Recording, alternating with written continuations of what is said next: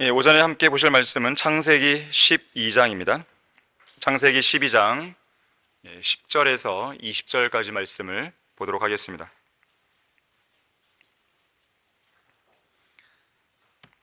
창세기 12장 10절부터 보시면, 그 땅에 기근이 있으므로 아브라함이 이집트로 내려가 거기에 기거하려 하니 이는 기근이 그 땅에 심하였습니다. 그가 이집트에 가까이 와 들어가게 되었을 때 그가 그의 아내 사레에게 말하기를, 이제 보라, 당신은 보기에 아름다운 여인임을 내가 아나니 그러므로 이집트인들이 당신을 보고 말하기를, 이 여자가 그의 아내라 하고 그들이 나는 죽이고 당신은 살려둘 것이라. 내가 부탁하노니 당신은 나의 누이라고 말하라. 그리하면 내가 당신으로 인하여 안전할 것이며 내 혼이 당신으로 인하여 살리라 하더라. 아브라함이 이집트로 들어왔을 때 이집트인들이 그 여인을 보았더니 그녀가 심히 아름다운지라. 파라오의 고관들도 그녀를 보고 파라오 앞에서 그녀를 칭찬하며 그녀를 파라오의 집으로 데려왔더라. 파라오가 그녀 때문에 아브라함을 잘 대접하니 아브라함이 양과 소와 수나기와 남종들과 여종들과 암나기와 낙타들을 얻었더라. 주께서 아브라함의 아내 사레로 인하여 파라오와 그의 집에 큰 역병들로 재앙을 내리시니 파라오가 아브라함을 불러 말하기를, 내가 내게 행한 이 일이 어찌된 것이냐? 어찌하여 그녀가 내 아내라고 내게 말하지 아니하느냐?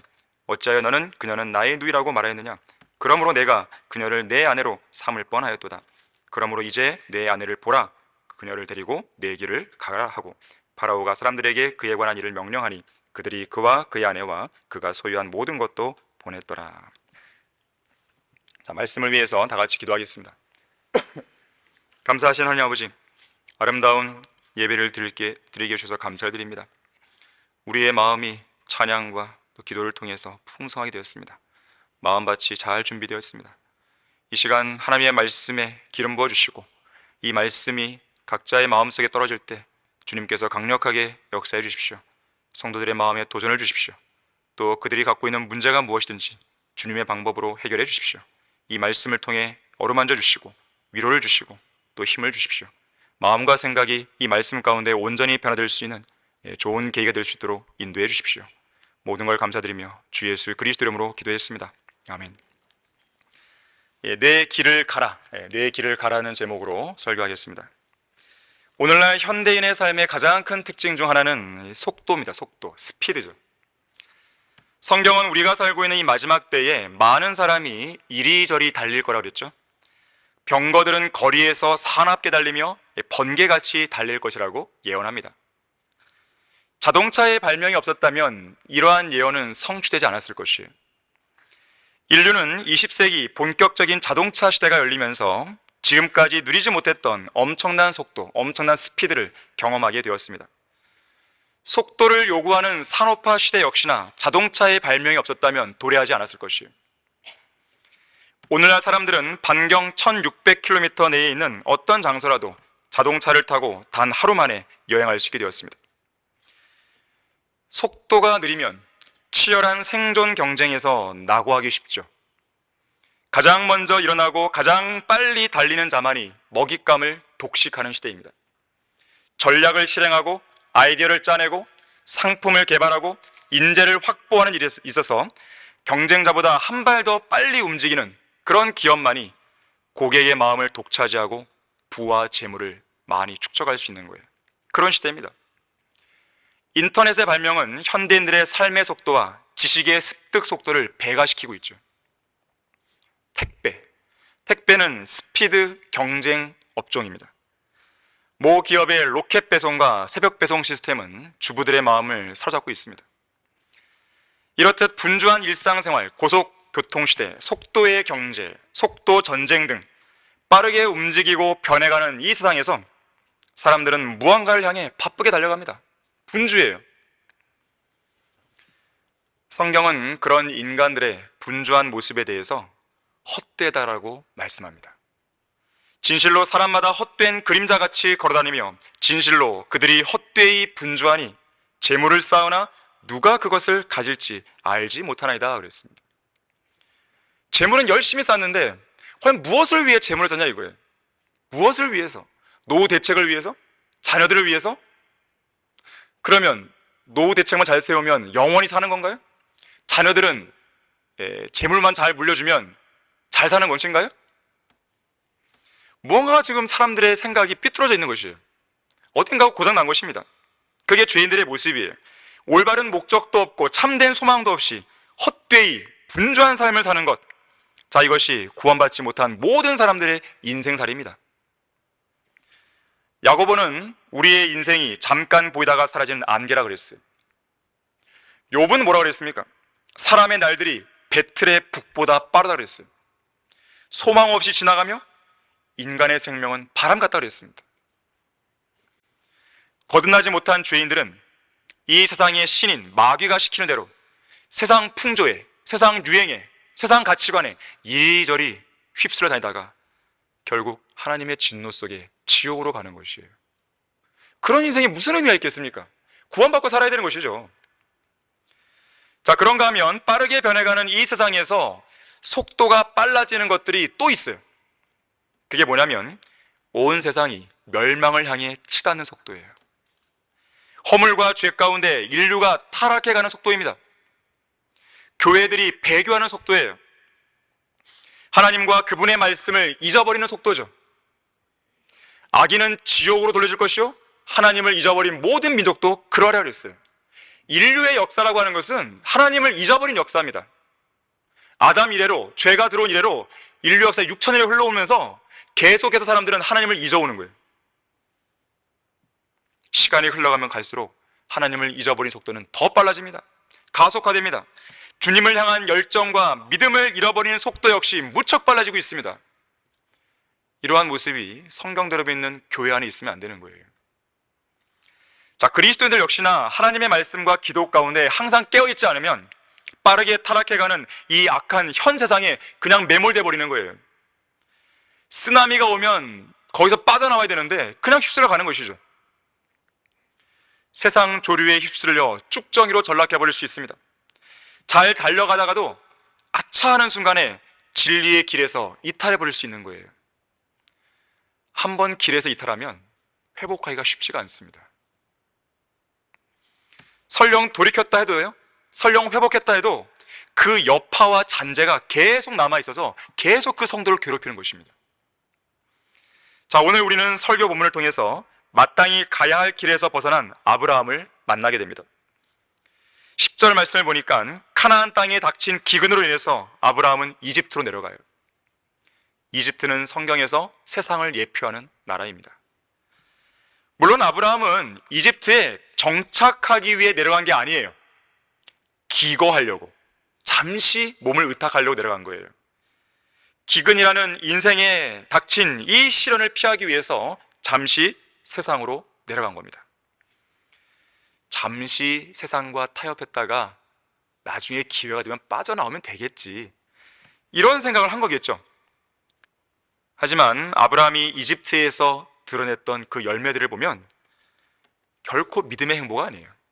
믿음은 다 거덜나 버립니다. 그 안에서 처음에 잠시만 머물겠다는 그런 생각이 엄청난 파국을 가져온 것이죠. 항상 사탄은 달콤한 제안으로 다가옵니다. 먹음직하고 보기에도 즐겁고 현명하게 할 만큼 탐스러운 그런 무언가를 제시하는 거예요. 그리스도인으로서 당하게 되는 고난이나 시련을 잠시 동안 피할 수 있는 그 달콤한 무언가를 탁 제시하는 것이죠.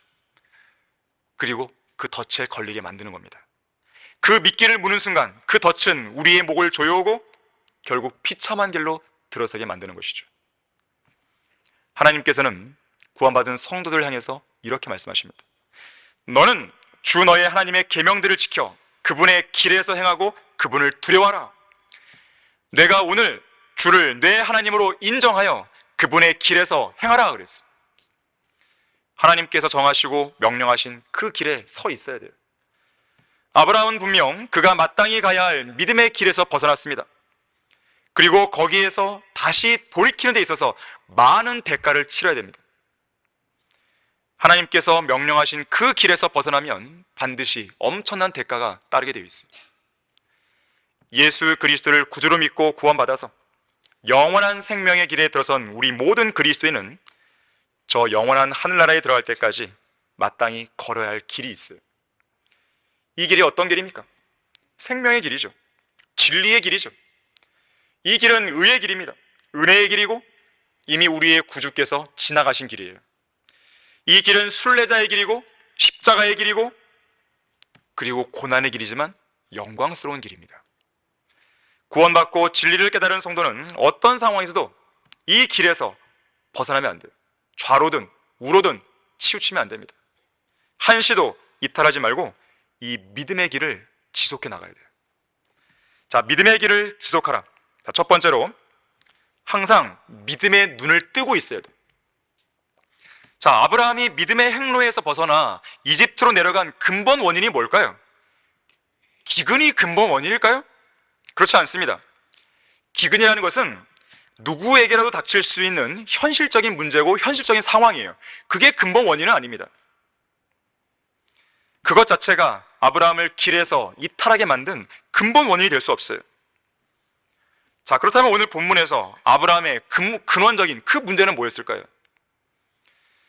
아브라함이 하나님께서 주신 그 약속의 말씀에 믿음의 눈을 고정시키지 않았다는 거예요. 이것이 근본적인 원인입니다. 지금 아브라함의 눈이 바라보고 있는 것은 약속의 말씀이 아니었어요. 기근이 심하다는 현실적인 시련이었습니다. 또한 그 시련을 해결해 줄 수 있는 분이 약속의 말씀을 주신 하나님이라고는 생각하지 않았던 거예요. 오직 세상의 풍요로 가득 찬 이집트가 고난과 시련을 피할 수 있는 유일한 피난처라고 착각했던 것입니다. 사실 하나님께서는 아브라함이 걷고 있는 이 믿음의 여정 속에서 그가 길에서 이탈하지 않도록 여러 번에 걸쳐 땅과 씨에 관한 약속을 주십니다. 내가 너와 약속을 할 거야. 언약을 맺을 거야. 예를 들면요, 거기 본문 앞에 나오는 거기 7절 보시면요, 내가 이 땅을 내 씨에게 주리라 그랬어요. 하나님의 약속은 모호하지가 않습니다. 매우 구체적이고 분명하고 매우 실제적이에요.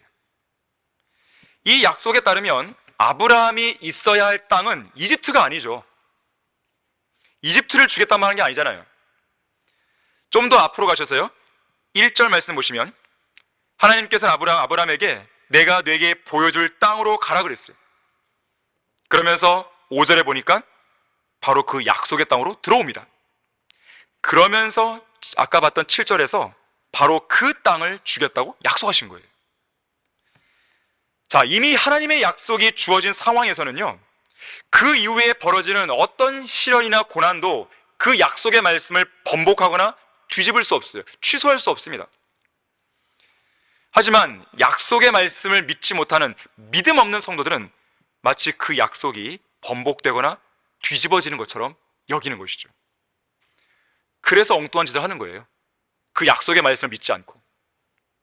그러면서 결국 믿음 없는 행보를 내리는 것입니다. 자, 아브라함은 내가 이 땅을 내 씨에게 주려고 말씀하신 이 약속의 말씀을 향해서 믿음의 눈을 뜨고 있어야 돼요. 설령 그가 이집트에 가면 얻을 수 있는 일정량의 곡식을 이 약속의 땅에서 얻지 못한다 하더라도 하나님께서는 이 약속의 땅에서 다른 방법으로 그 아브라함을 먹여주셨을 것이에요. 40년 동안 아무것도 없는 광야에서 수백만 명의 이스라엘 백성을 먹이시고 보호하신 하나님의 능력 있는 손길을 생각해 보세요. 반석에서 물을 내서 마시게 하시고 만나를 내려 먹여주시고 메추라기를 불러와서 고기를 먹이시고 옷이 낡아 해지지 않게 하시고 발도 부어오르지 않게 하신 전능하신 하나님의 인도하심을 생각해 보세요. 한두 명이 아니라 수백만 명의 이스라엘 백성을 그렇게 보호하신 거예요. 자, 그런 하나님께서 아브라함과 아브라함의 그 가족과 그 일행을 이 기근에서 구해주시지 못할 것 같습니까? 그렇게 생각하는 것이 과연 믿음이겠어요? 자, 인간의 약점이 무엇입니까? 어려운 시련에 처할 때마다 그 문제를 들고 하나님께 안 간다는 거예요. 구원받은 그리스도인조차도 그렇게 안 합니다. 문제가 터지면 하나님부터 떠올려야 되는데, 하나님부터 생각하고 그 문제를 해결할 수 있는 하나님께 당장 달려가야 되는데 그 생각이 없는 거예요.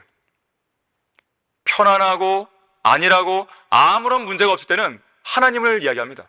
하나님을 찬양합니다. 하나님께 감사합니다. 하나님께 기도합니다. 그런데 문제가 생기게 되면 역설적으로 하나님을 안 찾는 거예요. 이상한 일이 벌어지는 것이죠.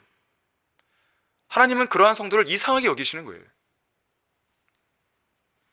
자기 자신의 능력을 먼저 살피는 성도, 도움을 청할 수 있는 주변 사람들을 먼저 둘러보는 그런 성도, 전능하시고 풍성하신 주 하나님 앞에서 자기가 유능하고 무슨 일이든 해내는 훌륭한 사람이라고 착각하는 그런 성도, 하나님은 이상하게 여기시는 거예요. 결국 어떻게 됩니까? 문제가 안 풀려요. 일이 꼬입니다. 더 심각해집니다. 그러면 그 성도는 어떻게 하는지 아십니까? 하나님을 원망해요. 이상하죠? 왜 문제를 꼬이겠냐고, 왜 문제를 안 풀어주냐고 하나님을 원망합니다. 자기가 안 찾았으면서. 이것이 인간의 문제예요. 성경을 말씀합니다. 오 내 혼아, 어찌하여 내가 낙담하느냐, 어찌하여 내가 내 안에서 불안해하느냐, 너는 하나님을 바라라 그랬어. 말씀의 약속을 확고하게 붙드는 성도는 좀처럼 낙담하지 않습니다. 웬만해서는 불안해하지 않아요. 인생에서 만나는 어떤 기근도 그의 믿음의 행보를 흔들 수 없습니다. 자, 그렇다면 어떻게 해야 믿음의 눈을 뜰 수 있을까요? 방법은 간단해요. 우리의 눈을 약속의 말씀, 하나님의 말씀에 고정하기만 하면 됩니다. 하루는 어떤 사람이 왕을 찾아와서 시험에 들지 않기 위한 방법을 가르쳐달라고 요청했습니다. 이 왕은 그에게 기름이 가득 담긴 잔을 줬어요. 그리고 이렇게 말합니다. 이 잔을 들고 거리를 한 바퀴 돌고 와라. 그 대신 단 한 방울의 기름도 흘리지 말고 정한 시간 내에 돌아와야 돼. 그런 다음 자기 신하에게 칼을 들고 그의 뒤를 따라가면서 그가 기름을 한 방울이라도 흘리거든 가차없이 그의 목을 치라 그랬어요. 어떻게 했을까요? 이 사람은 왕의 명령대로 단 한 방울의 기름도 흘리지 않고 정해진 시간에 도착합니다. 일본 왕이 잘했다 그랬어요. 그러면서 묻습니다. 길을 가다가 길 옆을 지나다니는 사람들을 봤느냐? 길 옆에 서 있는 그 예쁜 집 봤어? 그 집 안에는 어떤 아이가 앞에 나와서 뛰놀 텐데 그거 혹시 봤어? 그러자 이 사람은 오직 기름에만 온 정신을 쏟다 보니 아무것도 못 봤습니다. 그러자 왕이 말합니다. 내가 앞으로도 그렇게만 살 수 있다면 모든 시험을 능히 이길 수 있을 것이야. 그랬어요. 자, 여러분이 하나님의 말씀에만 고정해 보세요. 여러분에게 어떤 문제가 생겨도요, 그건 눈에 안 들어옵니다. 그 문제가 크게 안 보이는 거예요. 왜요? 약속의 말씀을 주신 하나님이 계시잖아요. 자, 성경은 믿음의 눈을 뜨기 위한 방법으로서 이렇게 말씀합니다. 믿음은 들음에서 나오며 들음은 하나님의 말씀에 의존이라. 이게 무슨 말입니까? 자, 이것은 하나님의 말씀이 우리가 듣는 것, 들음의 원천이 된다는 뜻이에요. 그리고 그 듣는 것, 그 들음은 믿음의 근원이 된다는 것입니다. 다시 말하자면 들음은, 듣는 것은 믿음을 갖게 되는 동기가 돼요. 그리고 믿음을 자라게 하는 활력소가 됩니다. 자, 하나님의 말씀에 귀가 열려야 돼요. 왜 어떤 성도는 귀가 열리지 않을까요? 그것은 그만큼 그 성도의 귀가 하나님의 말씀을 많이 듣지 못한 거예요. 그 결과 하나님의 말씀을 많이 갖지 못하게 된 것이죠. 자, 우리가 하나님의 말씀을 귀로 많이 듣고 또 그렇게 함으로써 하나님의 말씀을 많이 갖게 되면 그만큼 우리의 귀는 하나님의 말씀을 향해 활짝 열리게 됩니다. 그렇게 되면 믿음이 자라나는 것이에요. 왜 우리가 성경을 많이 읽으라 그럴까요? 왜 우리가 설교나 강의를 많이 들으라 그럴까요? 다 이유가 있는 것이에요. 여러분의 그 귀에 계속 축적이 되는 거예요. 누적이 되는 거예요. 그렇게 되면요, 성경 말씀이 눈에 들어오고요, 이 말씀을 붙들 수 있는 믿음이 더 강력해집니다. 믿음이 약한 사람들은 뭐가 문제냐면 말씀을 안 읽기 때문에 그런 거예요. 말씀을 잘 안 듣기 때문에 그런 거예요. 그만큼 갖고 있는 말씀이 적은 거예요. 아주 단순한 데 이유가 있는 것입니다. 왜 설교가 졸리는지 아십니까? 그만큼 말씀이 없는 거예요, 귀에. 그만큼 듣고 믿음을 가질 말씀이 없기 때문에 계속 졸리는 거죠. 안 들어오는 거다, 이 설교가. 그러나 여러분들이 평상시에 말씀을 꾸준히 읽어보세요. 그러면 설교를 듣는 그 시간이 달라집니다.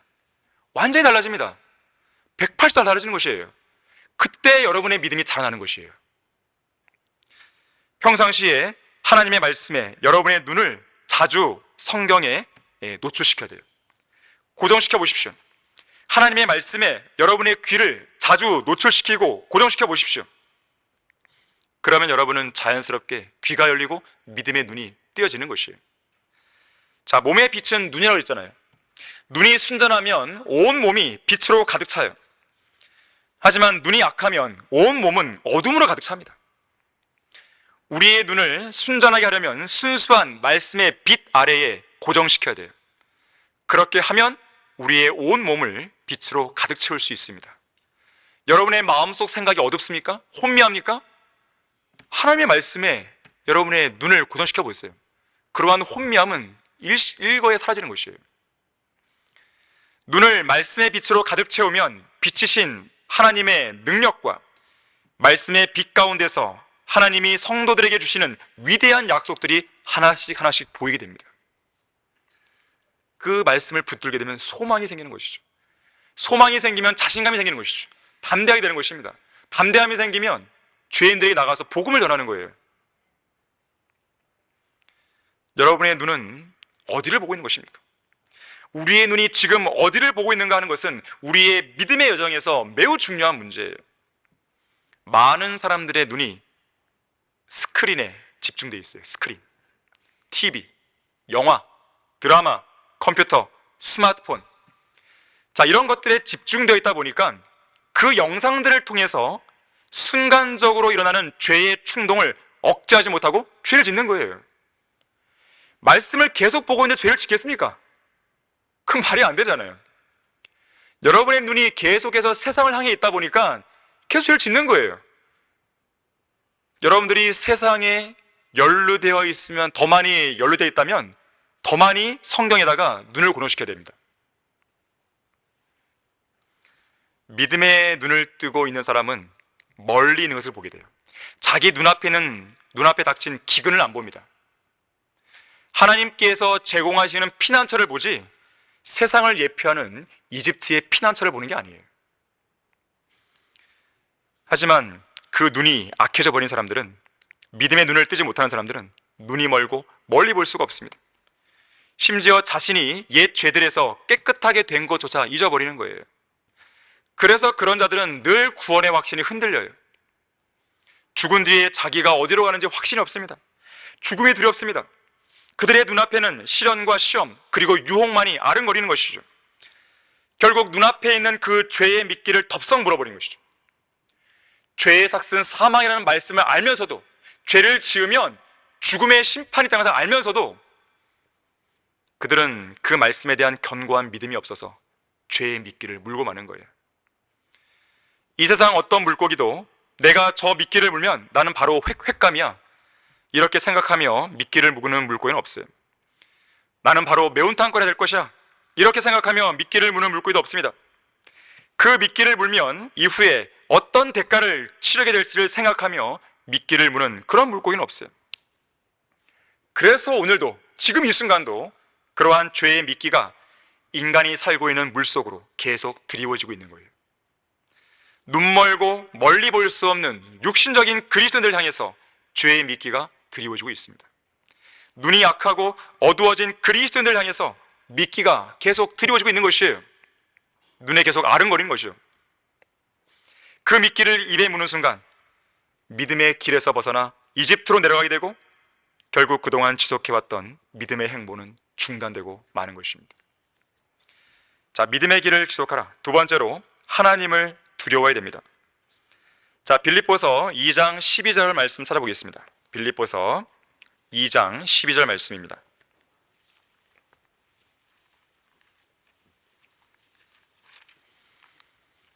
자, 2장 12절 보시면, 그러므로 나의 사랑하는 자들아, 너희가 항상 복종했던 것처럼 내가 있을 때뿐만 아니라 내가 없는 지금도 더욱더 두려움과 떨림으로 너희 구원을 온전히 이루라 그랬어요. 자, 이 말씀을 오해하시면 안 됩니다. 행위를 통해서 구원을 유지하라, 그 말이 아닙니다. 이것은 믿음의 열매에 대해 이야기하는 거예요.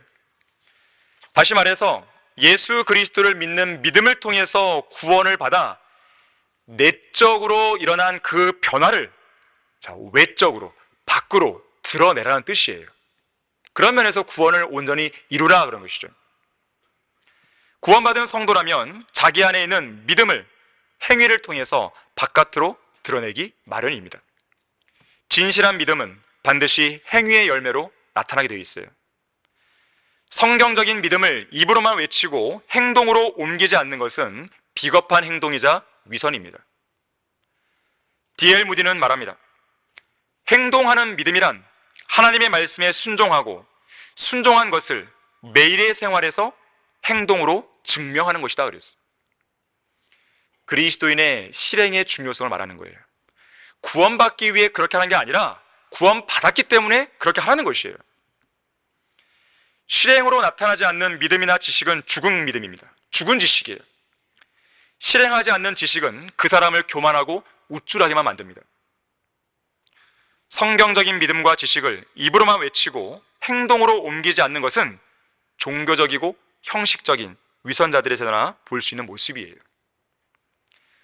그래서 성경은 행동하지 않는 믿음을 가리켜서 하나님을 제대로 아는 것이 아니라 오히려 하나님을 부인하는 태도라고 이야기합니다. 그들이 하나님을 안다고 고백하나 행위로는 부인하나니 가증한 자요, 불순종하는 자요, 모든 선한 일에 버림받은 자들이라 그랬어요. 디도서 1장 16절 말씀입니다. 성경대로 믿는다는 게 뭐예요? 성경대로 실행한다는 뜻입니다. 성경대로 믿는다는 것은 성경대로 실행할 때 의미가 있어요. 진리의 성경, 우리 손에 들려있는 한글 킹제임스 성경은 우리가 이 성경을 알고 믿을 뿐만 아니라 실행하라고 주어진 책이에요. 진리의 지식이 성도들 안에 효과적으로 역사하기 위해서는 그 말씀 그대로 믿어야 할 뿐만 아니라 그 말씀 그대로 실행하셔야 돼요. 열매를 얻기 원하십니까? 그리스도의 심판석에서 상을 받기 원하십니까? 그럼 실행으로 옮겨야 됩니다. 머리로만 아는 것은 안 돼요. 성경대로 믿는 교회 안에 있다고 해서 자동적으로 그러한 열매나 그러한 상급이 주어지는 게 아닙니다. 그러한 착각에서 벗어나셔야 돼요. 내가 배운 대로 실행하는 거예요. 여러분이 오늘 오전 설교와 오후 설교 들을 텐데 그 두 번의 설교를 통해 뭔가 깨달았다면 실행으로 옮기는 거예요. 그랬을 때의 열매가 있는 겁니다. 그랬을 때에 하나님의 칭찬이 있는 것이고, 그랬을 때에 하나님께서 주시는 풍성한 상급과 유업을 받을 수 있는 거예요. 그렇게 했을 때에 하나님의 말씀이 진짜구나, 이걸 내가 피부로 깨닫게 되는 것입니다. 경험하는 것이에요. 그게 믿음이에요. 그렇게 해야 믿음이 성장하는 것입니다. 머리에서만 계속 맴돌아 보세요. 그 사람은 백날 해도 성장이 없어요. 그런데 믿음을 실행으로 옮기지 못하는 가장 큰 이유가 뭘까요? 용기가 없기 때문에 그래요. 두려운 거예요. 뭐가 두렵습니까? 세상이 두려운 거예요. 내가 그렇게 했을 때 세상에서 다가오는 어떤 피해, 박해, 고난, 이게 두려운 거예요. 세상 사람들부터 왕따가 되기 싫은 거죠. 소위 말해서.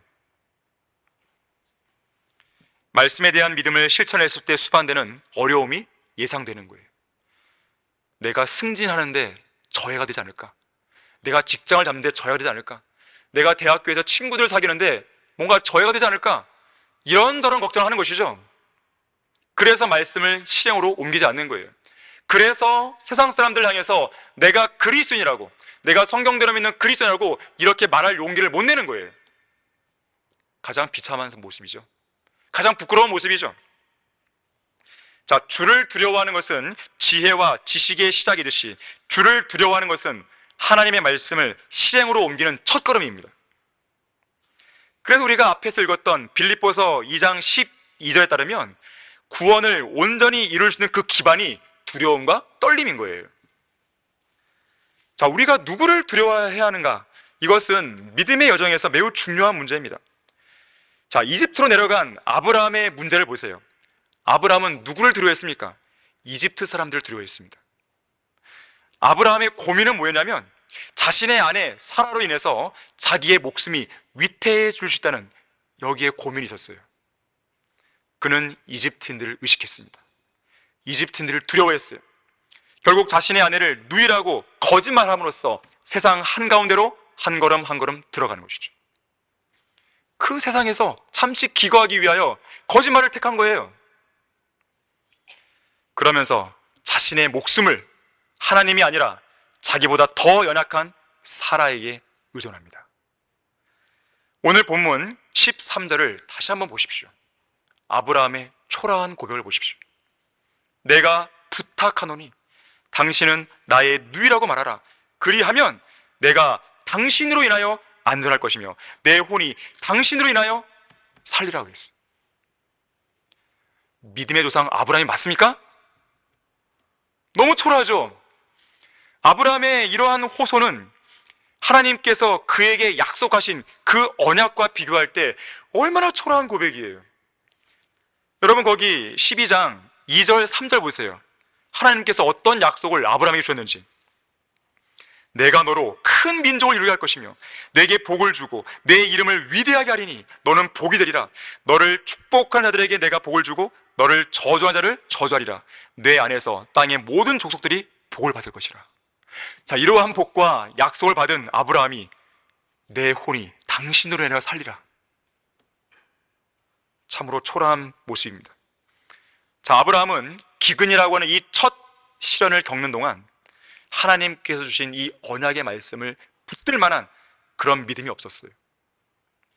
하나님께서 하신 약속은 기근이 있든지 없든지, 그가 이집트에 거하든지 거하지 않든지 변함이 없죠. 하나님의 능력 역시나 어떤 상황에 따라 커지기도 하고 작아지기도 하고 그런 게 아니죠. 말씀을 붙드는, 약속을 붙드는 그 사람의 믿음에 따라서 그렇게 보일 뿐이죠. 하나님의 능력이 달라지나요? 하나님의 약속이 달라지나요? 여러분의 믿음이 약해졌을 때 하나님의 능력이 작게 보이는 거죠. 하나님의 능력에 변화가 있는 게 아니에요. 여러분의 믿음에 문제가 있는 것이죠. 누구를 두려워하는가, 여기에 문제가 있는 것이죠.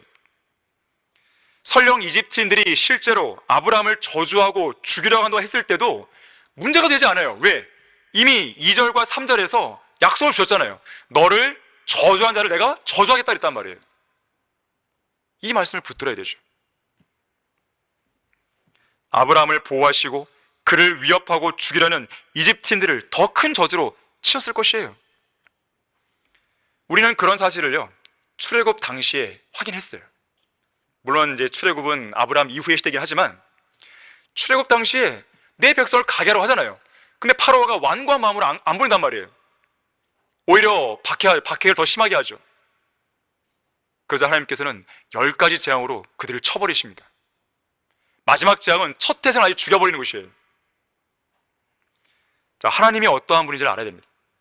아브라함은 아직도 그의 믿음의 여정에 있어서 깨달아야 할 부분이 너무나 많은 거예요. 믿음의 좁은 길을 더 가야 되는 것이죠.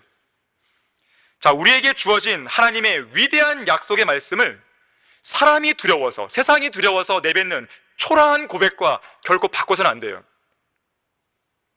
사람을 두려워하면 하나님께서 영광 받을 수 없습니다. 아브라함은 사람을 두려워한 대가로 믿음의 행보에서 이탈하고 맙니다.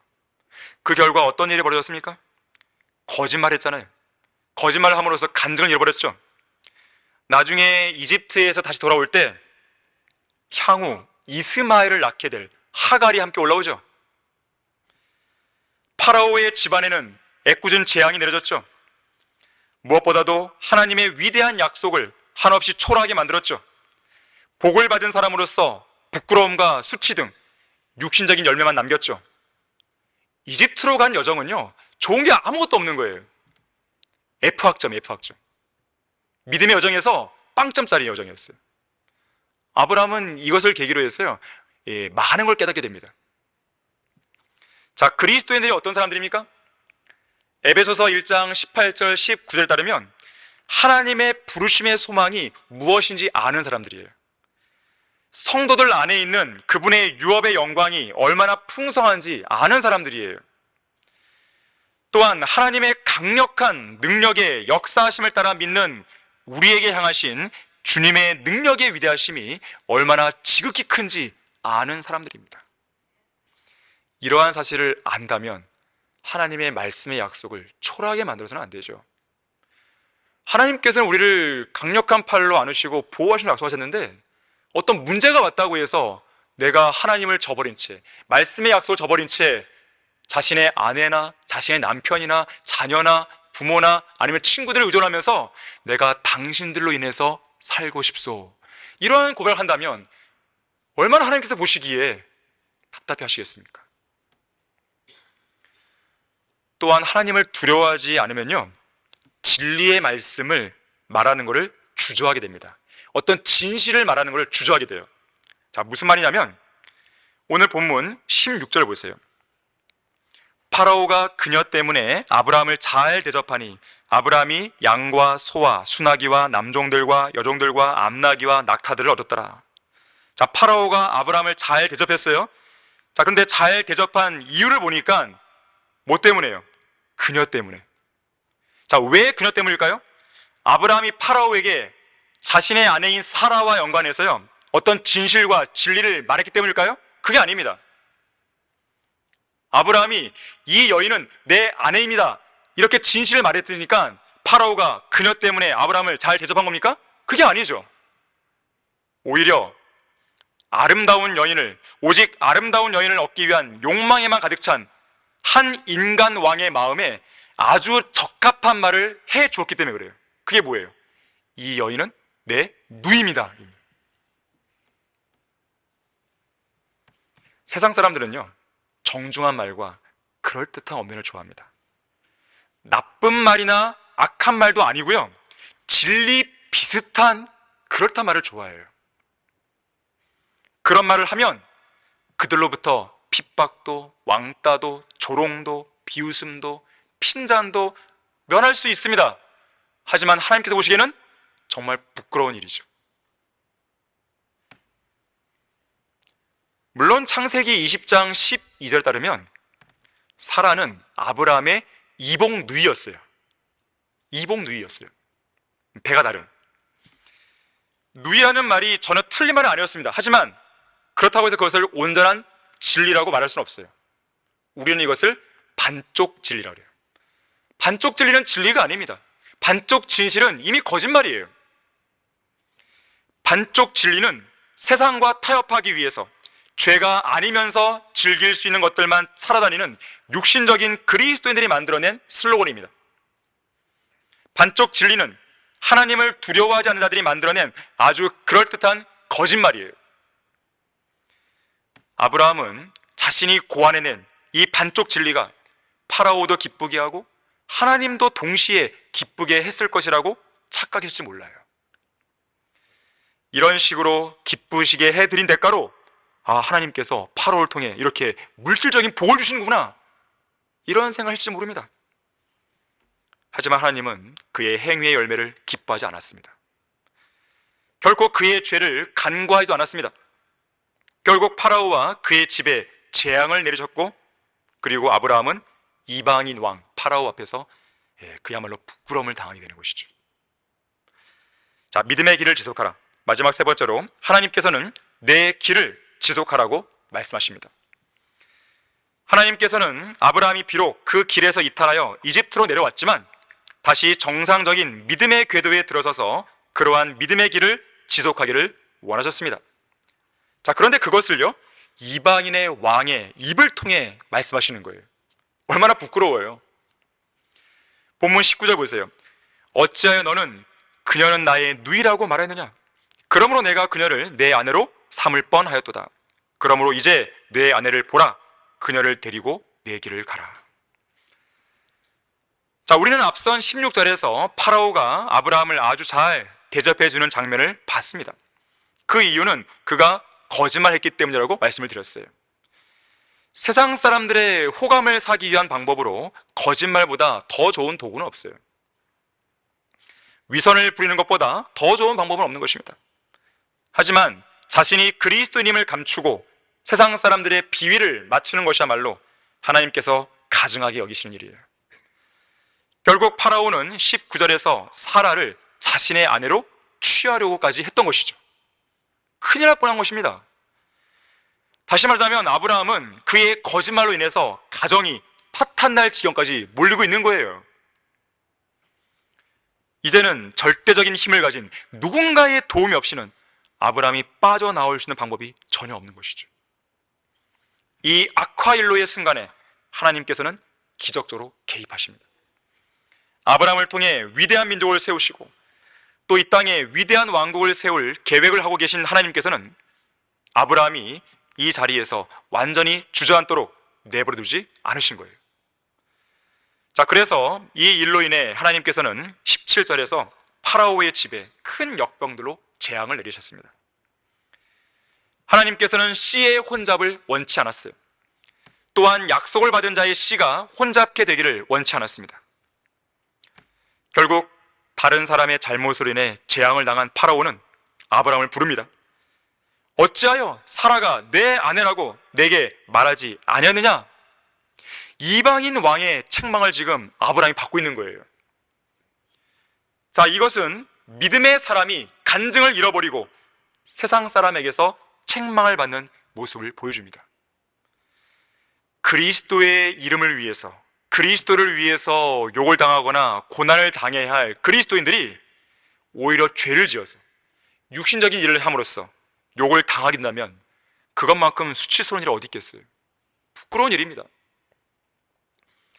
베드로전서 4장 14절에서 16절 말씀에서는 이렇게 말합니다. 너희가 그리스도의 이름을 위하여 욕을 당하면 복이 있느니라. 이는 영광의 영 곧 하나님의 영께서 너희 위에서 안식하고 계시기 때문이니라.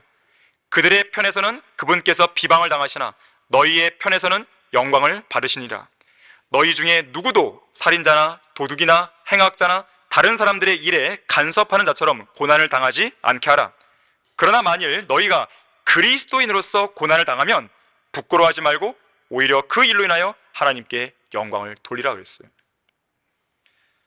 그리스도인이 육신의 정욕과 안목의 정욕과 생의 자랑으로 점철된 악한 현 세상에 있는 그런 것들로 고난을 받는다면 그건 수치스러운 것이에요. 부끄러운 일입니다. 그리스도인은 절대로 그런 일에 연루돼서는 안 돼요. 아마도 아브라함은 파라오의 책망을 듣는 순간 얼굴이 빨개졌을 것입니다. 어디 쥐구멍에도 숨고 싶을 심정이었을 것이에요. 자, 그런데 여기 19절 말씀에서요, 우리는 파라오의 입으로부터 나오는 놀라운 말 하나를 듣습니다.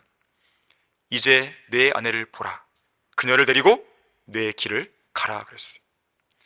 자, 이것은 하나님께서 한 이방인 왕을 통해 아브라함에게 주시는 경고의 메시지입니다. 내 길을 가라. 아브라함에게는 마땅히 걸어야 할 길이 있었습니다. 그것은 믿음의 길이었어요. 믿음의 좁은 길이었습니다. 지금 아브라함이 이집트로 내려온 이래로 파라오에게 책망을 듣는 이 순간까지의 모든 길은 믿음의 길이 아니에요. 거짓말이죠. 세상을 두려워하는 길이었죠. 아내를 파라오에게 내어주는 길이었죠. 세상 사람으로부터 받는 책망과 수치와 부끄러움이 있는 길이었잖아요. 이건 믿음의 길이 아니에요. 정상적인 그리스도의 길이 아닙니다. 하지만 이제라도 아브라함은 다시 믿음의 길로 돌아갈 필요가 있어요. 하나님께서는 그분의 위대한 손길로 아브라함을 다시 믿음의 길로 돌려 세우고 계십니다. 여러분은 어떻습니까? 여러분은 지금 믿음의 길에 서 있습니까? 아니면 이탈에 있습니까? 이탈에 있다면 돌아와야 돼요. 마땅히 달려야 할 길을 달릴 수 있도록 정상적인 레인으로 돌아와야 됩니다. 아브라함이 가야 할 길, 그가 이탈하지 말아야 할 길은 매우 분명했어요. 그 길은 파라오에게 자신의 아내를 내어줌으로써 모종의 친인척 관계를 맺고 이집트에서 기근의 문제도 해결하고 더 나아가 물질적인 부를 누리고 사는 그런 길이 아닙니다. 그는 하나님께서 예비하신 약속의 땅으로 다시 와야 돼요. 그리고 처음 제단을 쌓았던 그 자리로 나아가야 되는 것이죠. 실제로 아브라함은 나중에 이집트에서 나온 다음에 13장 4절에 가면 실제로 제단을 쌓게 됩니다. 다시 회복되는 것이죠. 자, 그리고 그는 그 땅에서, 약속의 땅에서 약속하신 씨를 기다려야 되는 것이에요.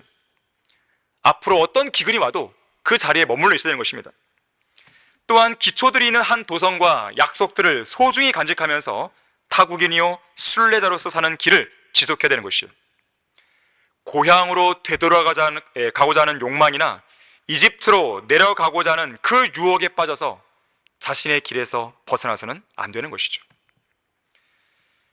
이 세상이 지향하고 있는 길은 그리스도인이 걸어야 할 길과는 정반대입니다. 완전히 다른 길이에요. 이 세상은 멸망으로 가는 길이지만 그리스도인의 길은 영원한 생명으로 이어져 있습니다. 어느 한 점에서도 일치하지 않아요. 평행선입니다. 그래서 하나님께서는 너희는 이 세상과 일치하지 말라 그랬어요. 그리스도인은 결코 이 세상과 일치할 수도 없고 융화될 수도 없는 사람입니다. 하지만 여전히 구속받지 못한 우리의 몸은 계속해서 그런 시도를 지금도 하고 있는 것이죠. 자, 그럴 때마다 우리는 믿음의 길에서 떠난 자들이 받는 대가가 무엇인지를 항상 기억해야 돼요. 마음에 새게 됩니다. 부유하게 되고자 하는 자들은 유혹과 올무와 여러 가지 어리석고 해로운 정욕에 빠지리니 이는 사람들로 파멸과 멸망에 빠지게 하는 것이라. 돈을 사랑하는 것이 모든 악의 뿌리니 이것을 욕심내는 어떤 사람들이 믿음에서 떠나 방황하다가 많은 슬픔으로 자신들을 찔렀도다. 우리는 칼멜산에서의 승리로 하나님께 영광을 돌렸던 선지자 엘리야를 잘 알고 있습니다. 하지만 그런 엘리야도 이세벨의 위협에 잔뜩 겁을 먹고 자신의 길에서 벗어나 광야로 돌이킨 적이 있었어요. 그때 엘리야는 하나님께 죽기를 간구했습니다.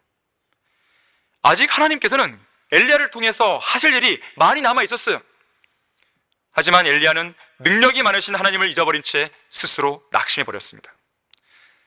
그리스도인은 어떤 이유로든지 그 믿음의 길에서 이탈하여 낙심해서는 안 되고 또 낙심할 이유도 없습니다. 심지어 주님은 사람의 능력이나 위협에 따라 제한을 받으시는 분이 아니에요. 어떠한 상황에서도 능력을 베풀 수 있는 분이십니다. 낙심은 우리를 진리의 길에서 벗어나게 합니다. 힘들고 지친 상황일수록 눈을 들어 더욱더 앞에 있는 푯대를 바라봐야 됩니다. 가는 길에서 모든 무거운 것과 쉽게 애워싸는 죄가 우리를 억누를 때일수록 더욱더 십자가를 바라봐야 되는 것이에요. 그렇게 하는 것이 그리스도인의 삶이에요. 그것이 그리스도인의 정상적인 인생입니다.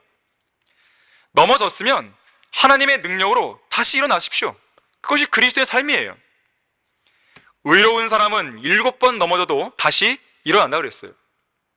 선한 사람의 걸음은 주께서 정하시니 주께서 그의 길을 기뻐하시느니라. 그가 넘어져도 완전히 쓰러지지 아니함은 주께서 그의 손으로 그를 붙드십니다. 하나님께서 아브라함을 붙드신 거죠. 안 그랬으면 이집트에서 망한 것이죠. 결론을 맺겠습니다. 하나님께서는 그리스도인에게 마땅히 달려갈 길을 기쁨으로 끝마치라고 말씀합니다. 하지만 달려갈 길을 마치는 것 자체가 중요한 게 아니에요. 믿음을 지켰는가가 중요합니다. 그래서 바울은 인생의 마지막 문턱에서 고백할 때 내가 선한 싸움을 싸우고 달려갈 길을 마치고 여기서 끝난 게 아니에요. 마지막 한마디를 더 하죠. 믿음을 지켰으니. 선한 싸움을 싸우는 것도 중요하고 달려갈 길을 마치는 것도 중요하지만 더 중요한 것은 그 모든 싸움과 경주가 끝났을 때 그 끝난 시점에서도 여전히 온전한 믿음을 가지고 있어야 되는 거예요. 잘 달려가던 데마를 보세요. 세상을 사랑해서 중도에 하차했죠. 후메네오라는 인물을 보세요.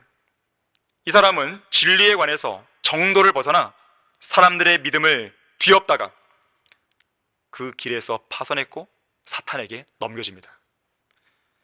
또 마음이 부패하고 믿음에 관해서는 쓸모없는 자들, 얀네와 얀브레 같은 그런 사람들은요, 진리를 대적하다가 더 이상 앞으로 나아가지 못했습니다. 어쩌면 우리 각자에게도 잘 달려가고 있는 길을 막고 있는 무언가가 있을지 모르겠어요.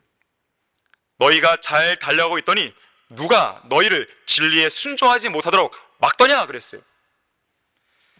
앞으로 우리가 걸어가야 할 믿음의 여정이 얼마나 많이 남아있는지 우리는 알 수 없어요.